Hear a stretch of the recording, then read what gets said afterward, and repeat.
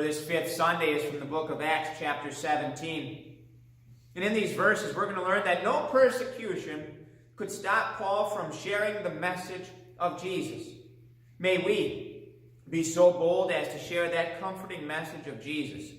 And may we, with eagerness, like the Bereans, hear that message as well. When they had passed through Amphipolis and Apollonia, they came to Thessalonica, where there was a Jewish synagogue. As his custom was, Paul went into the synagogue, and on 3 Sabbath days he reasoned with them from the Scriptures, explaining and proving that the Christ had to suffer and rise from the dead. This Jesus I am proclaiming to you is the Christ, he said. Some of the Jews were persuaded and joined Paul and Silas, as did a large number of God-fearing Greeks and not a few prominent women. But the Jews were jealous.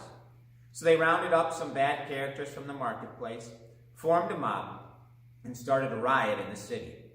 They rushed to Jason's house in search of Paul and Silas in order to bring them out to the crowd.